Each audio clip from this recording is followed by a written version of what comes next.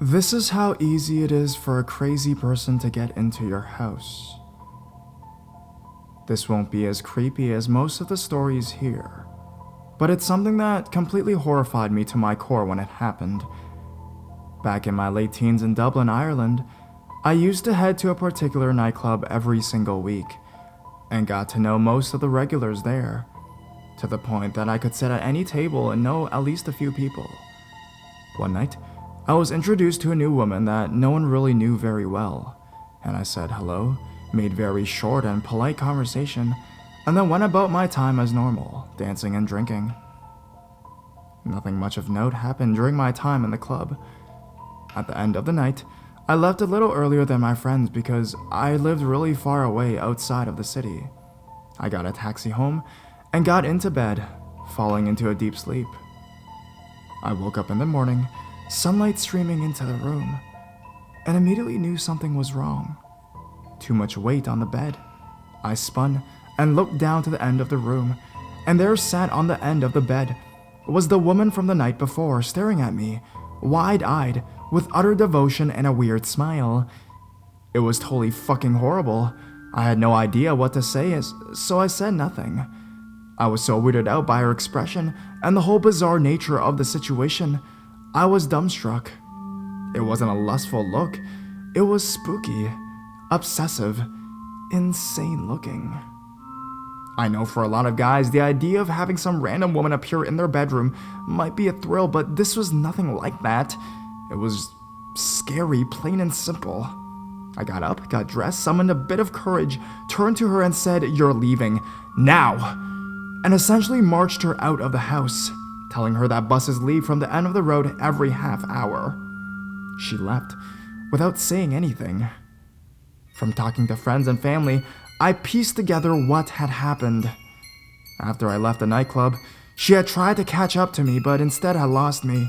She went back, asked around until someone told her the rough area I lived in, got a taxi there, knocked on random doors, waking up neighbors, and eventually one told her exactly where I lived, and then lied to my sister, saying that I had been expecting her. My sister was pissed off at being woke up, but let her in. From there, she got to my room and sat there for God knows how long, silently watching me. As it turns out, almost nobody from the club knew her at all, but we all assumed someone else must know her. What really spooks me is that if she wanted to hurt me for whatever reason, she easily found her way into my family house, right into my bedroom. I'm shuddering thinking of it.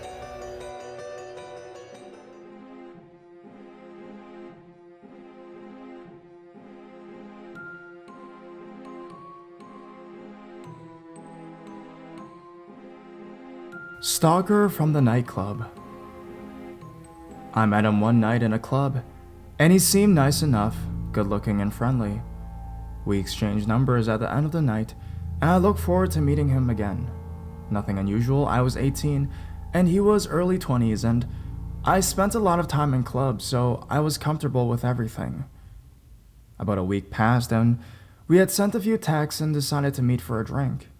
He offered to pick me up from my house, and I didn't know him well yet. I arranged to meet him by the entrance to a hotel on a main road near my house.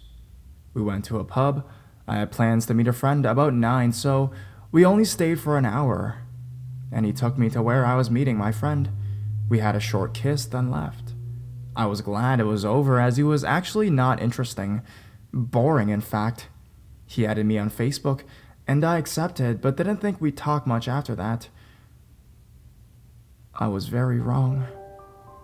A month or so passed after this, and we didn't meet again until one night, out of town, when we met by chance. He told me he couldn't stop thinking about me. I was drunk and foolishly kissed him, and we parted ways again. A couple days later, it says on Facebook that he's in a relationship. At least this means he wasn't interested in me anymore, I thought. However, it was not long after this. He sent me a text that read, "I am obsessed with you." I told him to stop at this point, and he had a girlfriend. He passed it off as being flirty and told me to get over it. For about 6 months after this, every few weeks he would text me. After the first time this happened, he sent incredibly graphic details of how he wanted to have sex with me. I deleted him on Facebook and kept asking him to stop. Sometimes he would include naked pictures too. Keep in mind, I never got further than a kiss with this guy. He texted me once about 10 months into his relationship while on holiday with his girlfriend and told me he wished it was me, not her. Again, I told him to stop. Every time I turned him down, he'd get annoyed and tell me he never wanted to speak to me again. But sure enough, it was usually less than a month and I get a random naked picture again or something. All the messages I could have ignored, but one night, I hadn't heard from him for a few weeks, and I was home alone. Parents were on holiday. I hadn't told anyone that. About 1 a.m., my phone rings and it's him, so I hang up. These texts followed. Hey, let me in. I'm outside your house. No, you're not. Leave me alone. I am. I know you're alone. Let me in. And then some descriptions of sex stuff he wanted to do. Leave me the fuck alone. I'm not home alone anyways. You're wrong. You don't even know where I live. I do. I'm outside your house. Your room is the one with the red curtains. Which is correct. No, it isn't. And you've never been to my house. I picked you up the first time we went out. From somewhere about a 10-minute walk away from here, you've never been to my house. I looked out my bedroom window, and there was no one to be seen. I just saw your curtains move. Let me in. I ran around the house and turned all the lights at the front off. I don't know why, I guess I just thought it would put him off. You just turned the lights off. I know you're there. I was crying a lot now, and the last text I sent was, leave right this second, or I'm calling the police. If I ever see you, hear from you, or have any contact with you again, I will call the police. His reply, you don't need to be a bitch about it. I'll go. I didn't hear from him again, but that whole thing lasted almost 2 years, from just one very short date. I still get really nervous when I see someone who looks similar now. I still don't know how he knew where my house was, or that my parents were away that night. I can only assume he followed me.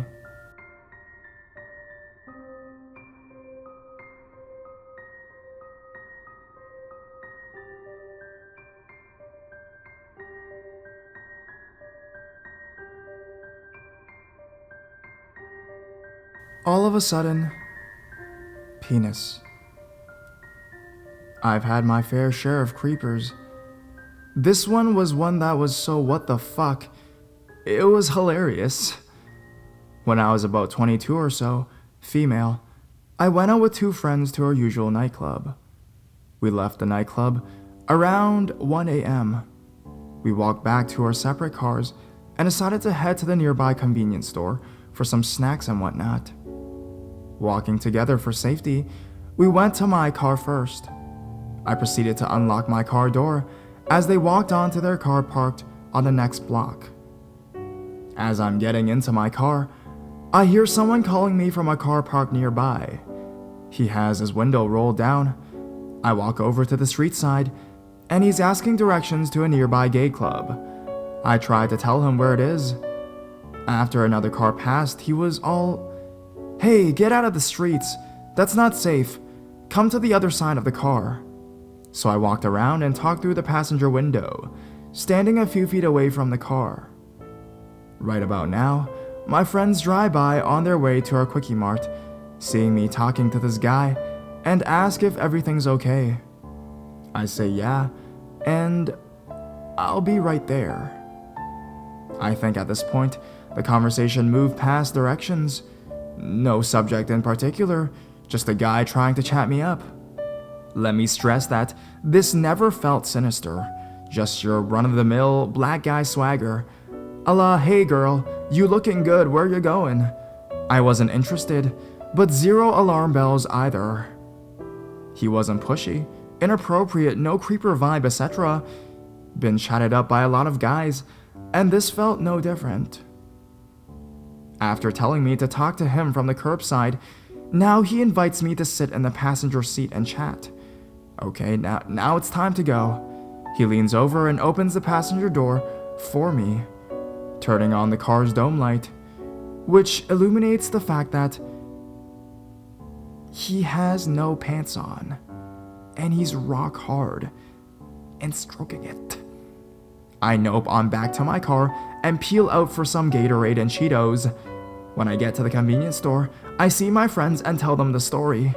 We all ew and shriek and laugh hysterically. I'm sure some of you will read this in horror and wonder how I could laugh about it then and now, 10 years later. But you'll just have to believe me that this was more what the fuck than panic-inducing.